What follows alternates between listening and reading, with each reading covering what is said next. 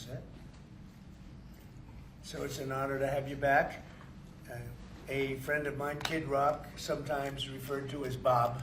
I know him as Bob, but he's been a good friend for a long time, many years, and he's been after something that is for the good of a lot of people, including in particular the public, and having to do with ticket sales and scalping and all of the gouging that you have been reading about. That's gotten worse and worse with time.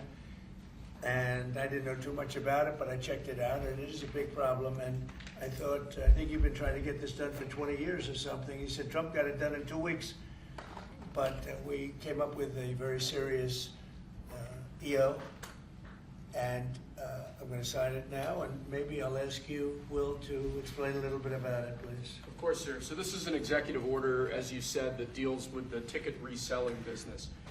For fans of live entertainment and for entertainers as well, the ticket reselling industry has become a huge issue.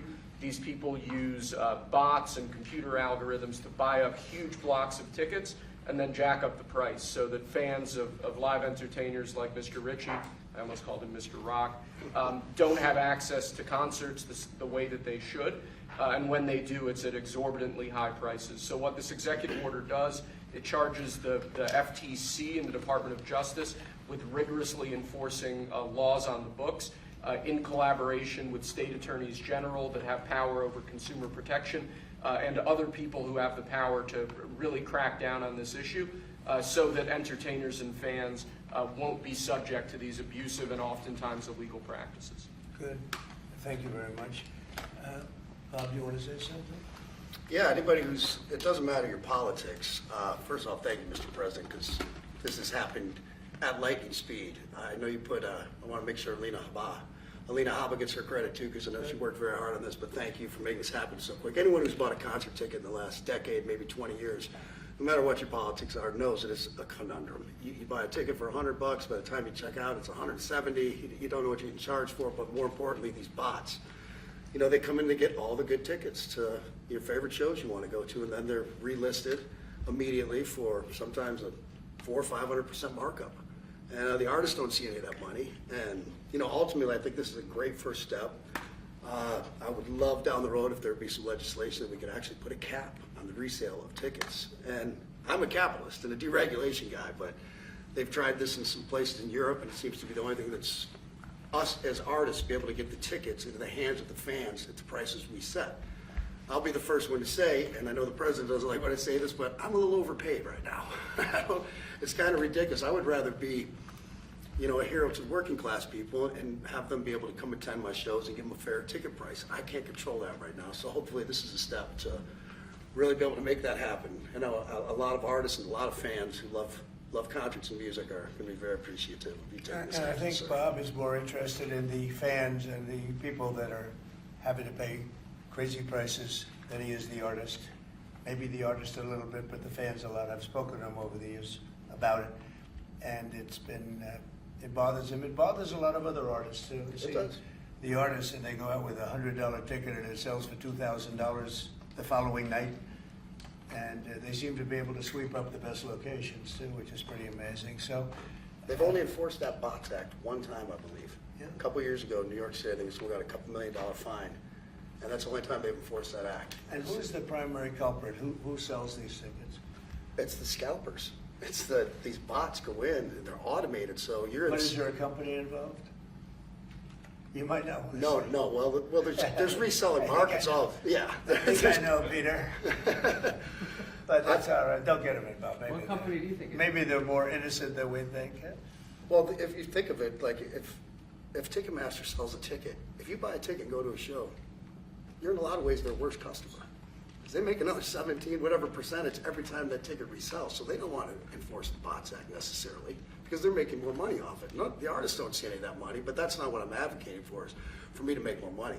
I want the fans to have fair ticket prices, be able to go and enjoy more shows. I know people that can only, they decide on a family vacation or going to their favorite concert once a year rather than, you know, my parents used to go see multiple shows when you could afford them back in their day.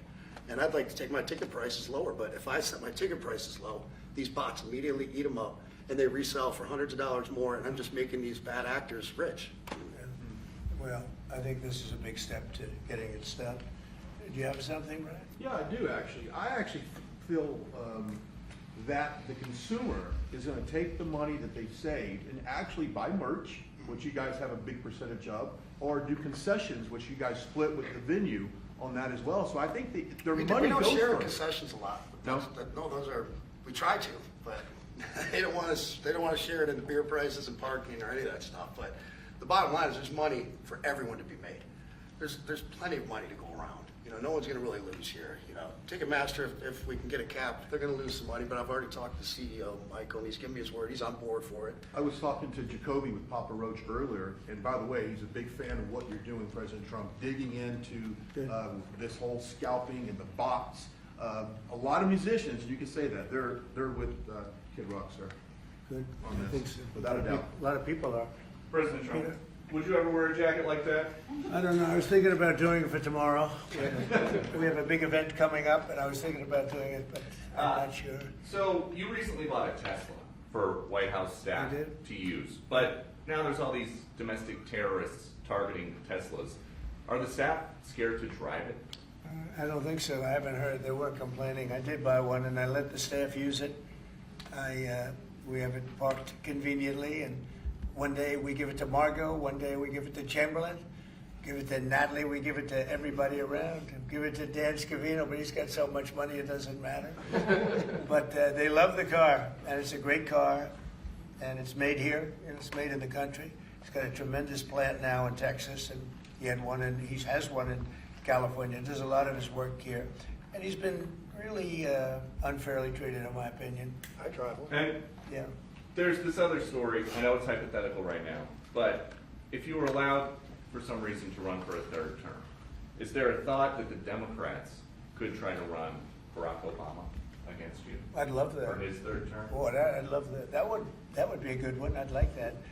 No, people are asking me to run, and there's a whole story about running for a third term. I don't know. I never looked into it. They do say there's a way you can do it, but I don't know about that. But I have not looked into it. I want to do a fantastic job. We have 4 years, just about, almost close to 4 years. Time is flying, but it's still close to 4 years, and we're getting a lot of credit for having done a great job in the first almost 100 days. And we have some big things we're going to be announcing over the next 2 days, and you know very well, Peter, and I think it's going to be something that's going to bring a lot of wealth back to our country, tremendous wealth back to our country, actually. And other countries are understanding it because they've been ripping us for 50 years, longer, but they've been ripping us off for years, right from the beginning. And I think this is going to be an amazing, I call it a lot of different names, but it's really, in a sense, it's a rebirth of a country, because how we could have afforded to do what we did. We help everybody, and they don't help us. I really, the term I like best probably is the liberation of America. It's a liberation of this country, because it's incredible. Look, we have 36 trillion in debt for a reason, and that accumulates over a long period of time. So I think what you're going to be seeing over the next couple of days will be very inspiring to a lot of people. You know, they had a lot of auto plants being built in a certain country. I don't want to mention the country because we get along great with the country, but those plants aren't being built there anymore. They gave them up today and yesterday, day before, and they're building them all now in the United States. And we have many examples, not only auto plants, chip companies from Taiwan are coming in. The biggest, Mr. Wei, he's big. I said, you are a smart guy, aren't you? I've been reading about him over the years, but he controls a large portion of the chip business, as you know. You don't get smarter. They're going to be investing $200 or $300 billion. Apple's investing $500 billion. You know, they always built their places in China. Now he's building here. I think because of you speak to Tim Cook, because of the election, but maybe more importantly because of the tariffs. You know, he's got really an obligation to do it. But we have many, many companies that you haven't even heard of. But I think we'll be at $5 trillion very soon. And if you think about this, we've never been anywhere near that. I don't know if we've ever been at $1 trillion. What do you mean by that? We're 500. What do I mean by trillion? 5 trillion. What are you referring to, sir? I think that we're going to be at $5 trillion of investment. I think you're going to have investments very shortly. We're already 3.5, and we have commitments, verbal commitments for a lot more. And numbers like that have never been done in this country, and it's going to get harder. This is in 2 months. It's really in less than 2 months, because since we've really gone out with it, and we have other interesting things happening. But to me, the whole tariff situation, and essentially they've done that to us for many years. So if we're anywhere near 5 trillion in 2 months, this could be numbers like the country's never seen. And every time you hear a dollar spent, that's another job, because the jobs are coming with it. So auto plants, chip plants, pharmaceuticals, lumber coming in. We have things happening in this country. I'm not sure that they've ever seen it. Steel, we have tariffs on steel. They've been here for a while. Steel and aluminum. Nobody's ever seen anything like we're witnessing now. Nobody's ever seen anything. Most of you agree with that. I mean, it's nothing much you can't agree with. We have things happening in terms of jobs and investment, the likes of which I don't think we've ever seen. If you look at, let's say, $4 to $5 trillion in a period of a month and a half, that's even more than you do with your concerts, which are always sold out, right? Nobody's ever seen numbers. And think of it, where Apple's at 500 billion, as I said, but they always used to spend that money in China. Now they're spending it here. That means they're going to build. Now, they don't have any tariffs. Remember, there are no tariffs if you do your product here, if you build whatever it is in the USA.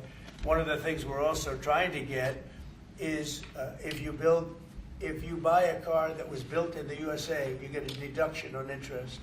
So if you go out and borrow money to buy a car, if it's built in the USA, never been done before, it's a big deduction for people that really aren't used to deductions, frankly, because people that buy cars like that are not big into the world of deductions, and now they're going to learn about deductions. So I think it's going to be great. Yeah. Mr. President, are you going to move ahead with a universal tariff or different individual tariff rates on a whole variety of different? Well, you're going to see in 2 days, which is maybe tomorrow night or probably Wednesday. You're going to see, and they're reciprocal.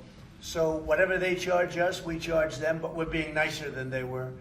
We have a lot of countries, friend and foe. I always say friend and foe, but the friend in many cases is worse than the foe. They took advantage of us, and we are going to be very nice by comparison to what they were. The numbers will be lower than what they've been charging us, and in some cases maybe substantially lower, but we sort of have a world obligation perhaps.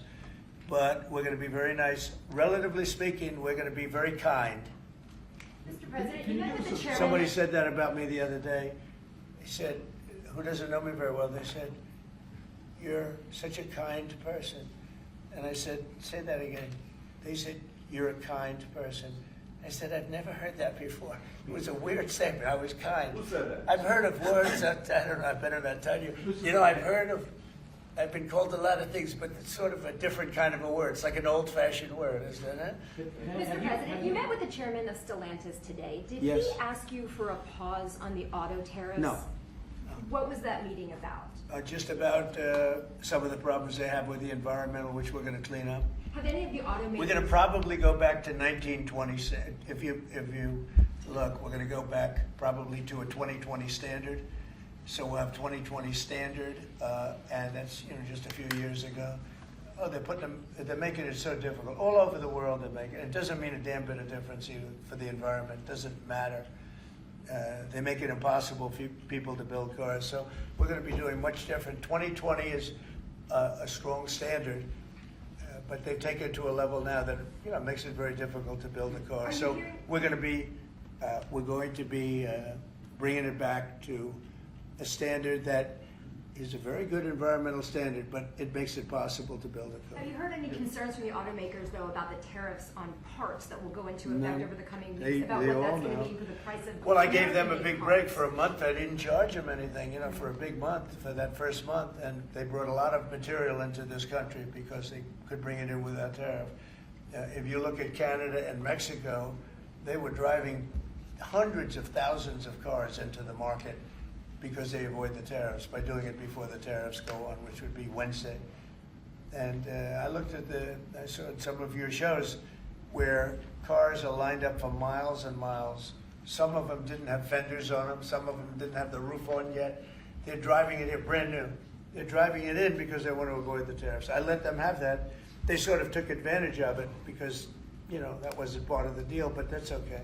Are there any They're countries- great American car companies, and so I gave them a little break on that. Yeah. Are there any countries that you're not targeting on Wednesday? Well, it depends. I said it's reciprocal. Not everybody has made a fortune, but almost everybody has, but not everybody. And the ones that haven't, we're going to be very nice to them. And on a separate issue. Because that word reciprocal is very important. What they do to us, we do to them. Okay. Can I just ask you briefly on President Putin? You said over the weekend, or indicated over the weekend, some frustration with him. How serious are you about imposing oil sanctions on No, I Russian want oil? to see him make a deal so that we stop Russian soldiers and Ukrainian soldiers and other people from being killed. But mostly it's Russian and Ukrainian soldiers. They're losing at least 2,500 human beings, beautiful human beings, a week. And I want it to stop. And some people would say, why do you worry about Russian soldiers or Ukrainian soldiers? I worry because it's like they're just like you people. They're like us. They're like all of us. And I seem to have an ability to do those things. And if I can do that, I think it's a very worthwhile thing to do. And I think we will. No, I want to make sure that he follows through, and I think he will. I don't want to go secondary tariffs on his oil, but I think, it's something I would do if I thought he wasn't doing the job. I did it with Venezuela, secondary tariffs, and you know what happened? Every boat left the harbor. Did you see that? It was a beautiful thing to see. The whole harbor emptied out. My words weren't even finished. I have these massive ships. They're actually taking the hoses and dumping them into there. They couldn't get out of there fast enough because they know I don't play games. So I think he's going to live up to what he told me, and I think he's going to fulfill his part of the deal. Now, then you have Zelensky, and hopefully he's going to live up. I see he's trying to renegotiate the rare earth. We did something because, as you know, the Europeans get paid back the money that they gave, and we don't, because Biden is an incompetent president. And he should have asked for rare earth, or he should have asked for the loans to be guaranteed in some form. That's what Europe did. Europe is in for probably $100 billion, and we're in for $350 billion. So we're in for more than 3 times. And now you could make it a little bit less than that, but it doesn't matter, whatever the number. We're in for substantially more than Europe. We could be in for $350 billion. They have no idea because Biden wasn't a good bookkeeper except for himself. And what happens is we made a deal for rare earth. It was all done.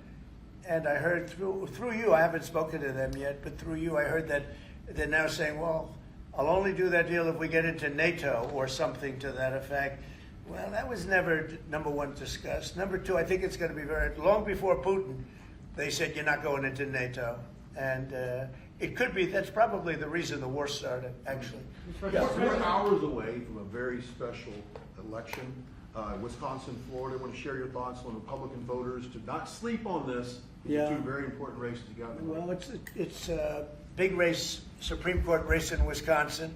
It's taking place essentially as it was early voting, and so we'll see what happens. It's a big race. I love Wisconsin. We won Wisconsin. Republicans typically don't do very well in Wisconsin, but I did. I actually won it twice. I actually probably won it 3 times to be exact. We played their side. Not probably. I won it 3 times. We had a rigged election the second time, but that's one of those things. We had to make this one too big to rig. Would you agree with that, Brian? Yes, Too big sir. to rig? Yes, sir. So anyway, but yeah, there's a big race, and I hope you get out and vote for the Republican. The woman is a radical left lunatic, and let's see who wins. But the woman will be very bad, and Wisconsin's a big state politically, and the Supreme Court has a lot to do with elections in Wisconsin. So if whoever it is that's running, including even Senate races, etc., but whoever it is in 4 years that runs, having Wisconsin is a very big, we won it early and big, but winning Wisconsin's a big deal. So therefore, the Supreme Court choice is the one you're talking about right now. It's a big race. It's going to be announced fairly shortly. President Trump, on TikTok, big week of deadlines. You got Liberation Day and the TikTok deadline. Yeah, is this we week. do, which I can extend if I want, but we have a lot of enthusiasm for TikTok for buying it. I think TikTok is good. I used it I was a great TikTok guy, and we won by 36 points, the youth. You know, we won the youth, which Republicans don't do. Maybe it's because Kid Rock likes Trump, I don't know, but we won the youth by 36 points, and I attribute some of that to TikTok.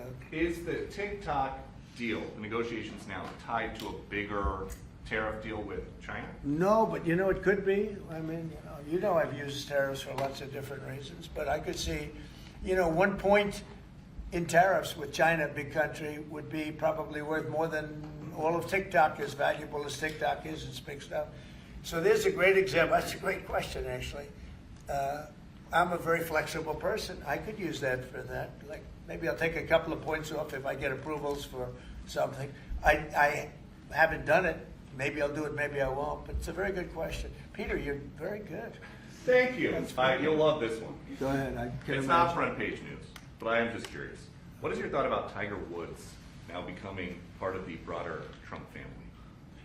Well, I love Tiger, and I love Vanessa, and they had a great relationship. I happen to think the relationship with my son, I happen to think the relationship was hurt very badly by the witch hunt that went on, Russia, and all the crap that they put Don through, who knew nothing about it. But Vanessa and Don had a very good relationship. They have incredible children, 5 incredible children, all good athletes, all great students, they're like great.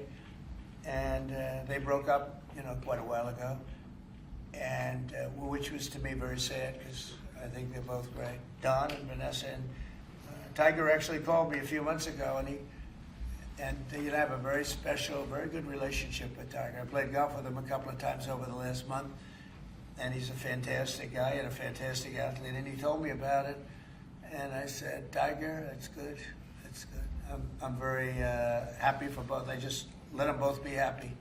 Let them both be happy. They're both great.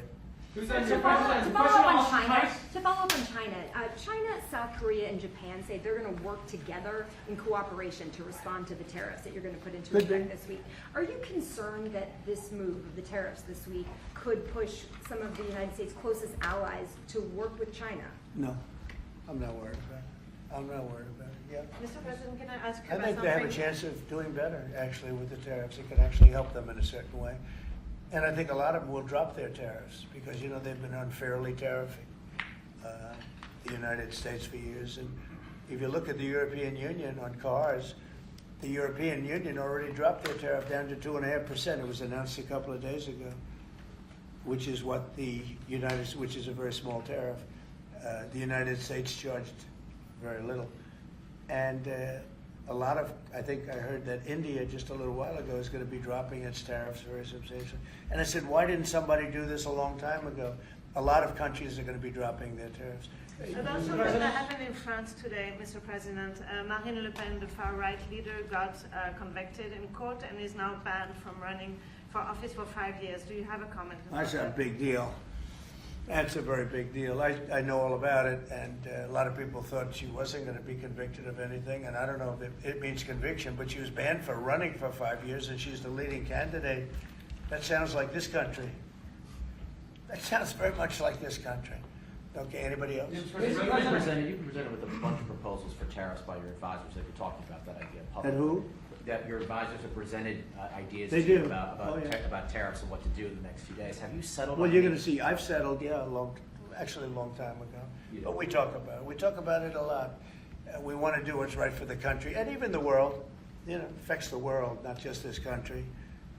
This has been the piggy bank for the entire world.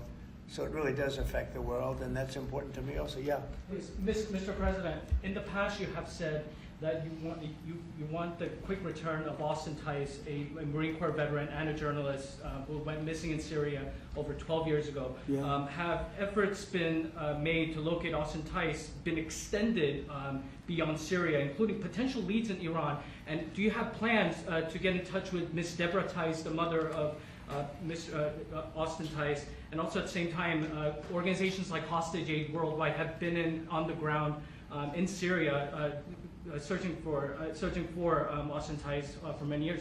Can I get your comment on the future, potential future plans to locate Austin Tice and to bring him home finally? So we've been looking, as you know, for Austin for years. I don't know about Biden. I don't think Biden was looking for anything, but we were, and there's been virtually no sign. You know that. There's been no sign of Austin. An incredible young guy. Be less young now. I mean, it's been a long time. It's been many, many years. The mother is fantastic. She's a very committed mother that her whole life is to find her son, who was in Syria and just disappeared off the face of the earth. So, you know, a lot of bad things happen. But we're always, you know, we will never, until we find out something definitive, one way or the other, we'll never stop looking for him. But we have been, and the response, it's just a lot of dead ends. He's been gone for a long time. The problem is there's never been a sighting. You know, sometimes you'll have somebody you're looking for him and there's a sighting. There's never been a sighting of Austin, but we are out there and we have great respect for his family and for his mother. She's been unbelievable. Yeah, Mr. please. President, a question about... No, behind you. Oh, apologize. Yes, you've had outreach with the leaders of Russia and China. You've made an outreach to Iran. When are you going to plan to reach out to North Korea and Kim Jong-un? Anytime in the near future? Well, I do. I have a very good relationship with Kim Jong-un. Now, you people hate to hear that, but it's very important. I got along with him fantastically, as you know. It started off very rough, very nasty. Little rocket man, the whole thing was a nasty deal. And then one day we got a call that they'd like to meet. We met. We have a great relationship. And yeah, we have, there is communication, yeah. Mr. I President, think it's very important. You know, he's a big nuclear nation, and he's a very smart guy. I got to know him very well. Remember, I put my foot across the line, and then I walked across the line. I don't know if Secret Service was thrilled with that. They actually wasn't. They were not too thrilled. But I have a very good relationship with him. Yeah, we'll probably do something at some point.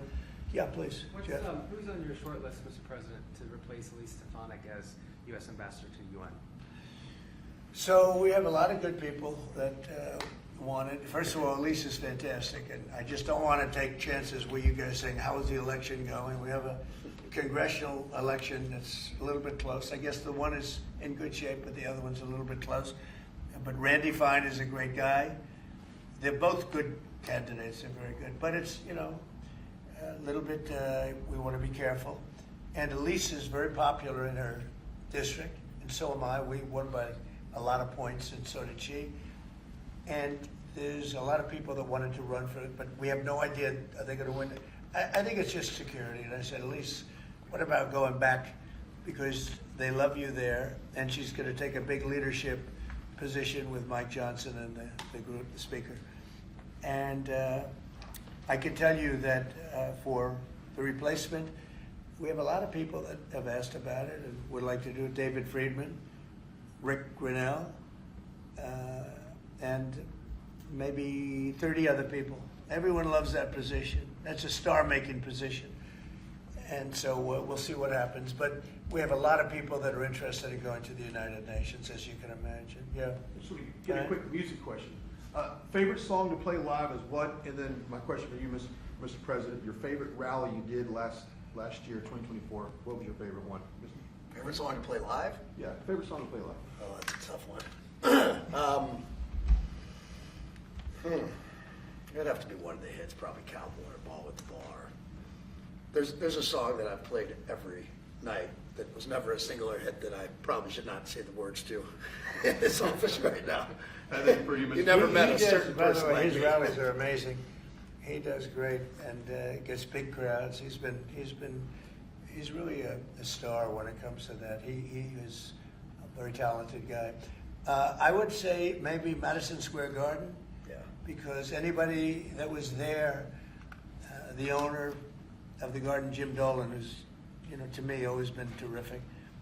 He said this, he's never seen anything like it. We had when you announce Madison Square Garden, you know, it's a big arena, but we sell out big arenas. We sold out in Milwaukee. We sold out at every big arena. We never had empty seats. It's amazing. They talk about Bernie Sanders gets 2,000 to 3,000 people. Everyone says, these crowds, I get 107,000 people in New Jersey. In Butler, PA, we had over 100,000 the second time. We had 55,000 the first time. We have big crowds. I would say Madison Square Garden because I grew up in New York and the Garden is great. Jim Dolan treated us well, but everybody said they, because I think I could have filled it up 10 times. We had hundreds of thousands of people that were stacked all the way back to the Hudson River and on the other direction, back to Fifth Avenue. Nobody's ever said, I don't mean with a line, I mean like 50 deep, this way. The streets were closed, the whole thing, it was crazy. And when you take that, you know, you want to do well at Madison Square Garden. You don't want to have empty seats. But we could have sold it out, Brian, 10 times, and everybody knew it. And I think we got a good indication that that's where the election was going. And we won every swing state, and we won by millions of votes. It was a great election, yeah. Mr. President, the U.S. military transferred 17 individuals to El Salvador overnight. Did you discuss with your team whether these deportations would run afoul of any recent court orders? No, I do want to thank, however, the president. He has been unbelievable, and you know, in relation to us. But I think that our people have done an incredible job. You know, I got elected on the basis of getting bad people out of our country that shouldn't be here, very dangerous people out of our country, and that's what I did. And then you have a judge that wants to take over, and I can't imagine it can be allowed. If it was up to him, they'd all be put back in our country. These are killers. These are drug lords. These are really bad people. But I want to thank the president of El Salvador because he's done an amazing job. You saw it. Yeah. Elon Musk's special government tenure is coming to an end, 130 days, I think another month. Yeah. Do you want him to stay longer, or is it time for him to go back to running his companies in Europe? Well, I think he's amazing, but I also think he's got a big company to run, and so at some point he's going to be going back. He wants to. But you want to keep him around? But I'd keep him as long as I could keep him. He's a very talented guy. You know, I love very smart people. He's very smart, and he's done a good job. You know, Doge has. We found numbers that nobody can even believe, like 400 billion, 500 billion. It could be close to $1 trillion by the time they end on different things. And he's led the charge, and you've seen a lot of his people. And these are people that joined up. I always say they're high IQ people. I like high IQ people. And they've done a great job. No, at some point, Elon's going to want to go back to his company. I will say he's got, despite the way he's been treated, so he's an American patriot, but the way he's been treated with Tesla is just terrible. It's just terrible. Once he goes In fact, back- you have a Tesla. And you love it. You love it. He was saying before he bought a Tesla, he loved it. A lot of people are buying Teslas, I think, and I hope they are. He should not be treated that way. He's done an incredible service to our country. Well, once he goes back, is Doge going to keep operating even without Elon here? Well, I can't tell you that. I can say this, that a lot of the people that are working with Doge are the secretaries, you know, the heads of the various agencies, and they've learned a lot, and they're dealing with the Doge people. I think some of them may try and keep the Doge people with them, but, you know, at a certain point, I think it will end. But they have also gotten a big education, and they're doing a really good job. There'll be a point at which the secretaries will be able to do this work and do it very, you know, as we say, with the scalpel, and that's what we want. Yeah, Jeff? Mr. President, have you had any updates on the U.S. soldiers missing in Lithuania? I have. Can you give us an update? So 3 are no longer with us, and 1 is unfortunately probably in the same category, but they haven't declared that yet. It was a very heavy truck, like a toy, but I mean really heavy, that lifted the heaviest equipment, and it would seem that the bank of the lake collapsed. You know, the weight is so big, and it was at night, and it was very cold weather, and ice, a lot of ice, and it's possibly slipped, and the weight is so enormous of this thing. It's a massively heavy vehicle, and if they slipped a little bit, that's probably what happened, and it flipped. And 3 are gone. and one is missing. On a separate topic, follow-up on immigration, did you see the video of the Tufts University student who was taken off the street by ICE agents last week in hoodies and masks? There's been a lot of criticism of that. Are you comfortable with how that was handled? Well, I haven't really looked at it in any detail, but I will. I mean, I have seen it quickly, but not, I wouldn't want to comment on it. Yeah, please. Yeah, Mr. President, would you be able to confirm recent reporting that you are making plans to go to Saudi Arabia next month? And if so, why is Saudi Arabia so important? So, I have a very good relationship with the Middle East. In fact, if you look at Michigan, I won the vote by a lot. People were a little surprised. And I have a very good relationship with Mohammed and the king. His son is Mohammed, he's great. Crown Prince, actually he's Prime Minister too. He's got a lot of good titles, but he's great. And the king has been wonderful. And if you remember, last time I went to Saudi Arabia, I put him first on the list because they agreed to buy $450 billion worth of American goods, military and otherwise.